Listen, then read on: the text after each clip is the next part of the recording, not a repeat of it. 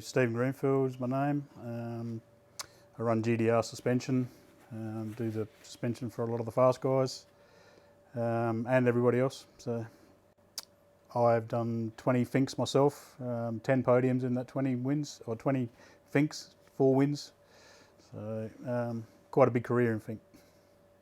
So one of the main reasons I do suspension is from my Fink background, and it was all to do with getting a bike to work in the desert and to optimise the way that the bike works out there. And suspension is a big part of the way that the race goes and the way that the bike handles and the way that the results for the rider are determined by a package including suspension. So it's one of the most important parts of the package, to be honest, and you can make big gains by having the right suspension. So. Yeah.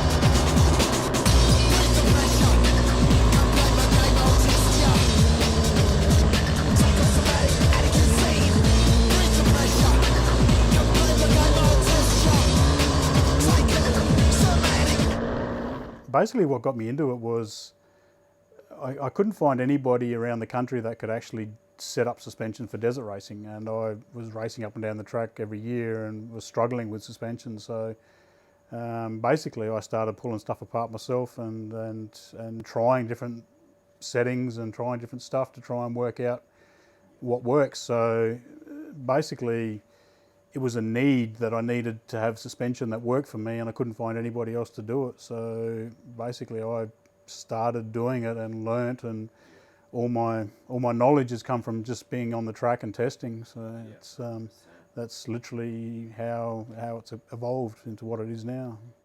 So my history with Finke, I've done 20 races. I think I've DNF 5 out of the 20.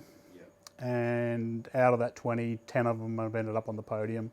And in that 10, 4 wins. So basically, if I didn't make it on the podium, I normally either crashed out or broke down. So. What runs through your mind when you are, leading the event, you top gear, flat out down the track? Like, what are you trying to, what's mentally going through your head when you are leading this event? Most of the time, it's an enjoyment. Back when I was in front and you're leading the race and you're flying along in top gears, strapped to a CR500 doing 180 kilometres an hour.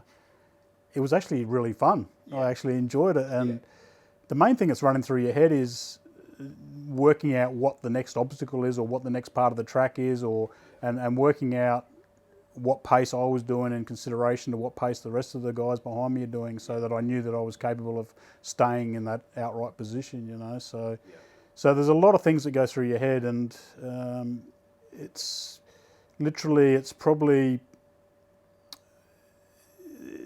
Finke is such a mental game, so you really have to have your head right when you, especially when you're in front, because you can crack under pressure. And one year I crashed not far from home, and it wasn't so much the pressure; it was just not concentrating enough, and that's a serious issue, especially when you get close to home. Your brain starts to shut down before you've even crossed the finish line. It's already thinking that the race is done, so you really got to concentrate. So really what I'm thinking about is having a beer afterwards and enjoying the ride, basically. That's the big thing. If you could use one word to describe the track, what would that be? Ooh, hard to describe the Finke track in one word. Look, it's a desert track that gives you everything. So when I was starting out my career in Finke, I did it for the fun. It was fun to ride. There was nowhere else in the world where you can just jump on a bike and hold the thing wide open for as far as you can down here. And I guess it was the need for speed, or this thing about going fast, adrenaline. Maybe adrenaline junkie is the right word, but it's very addictive, having that amount of adrenaline pumping through your body when you're flapping through the desert strapped to a bike and wide open. So it's those crazy speeds. Yes. Since you've started the GDR business, like, how much has it grown in the past? Like, how long have you been running it for, and how much even us locals have seen it grow? Like, you doing Toby Price's suspension, is the fastest guy in the world. Like, how does that come back on you, So I started out in basically 2010. I started GDR. I previously worked in a bike shop and separated from the bike shop. And it started off very small, literally. It's only a one-man band. I'm still the only person that works here, and I do it as a second job, so it can't take up all my time because I don't have all the time to give it.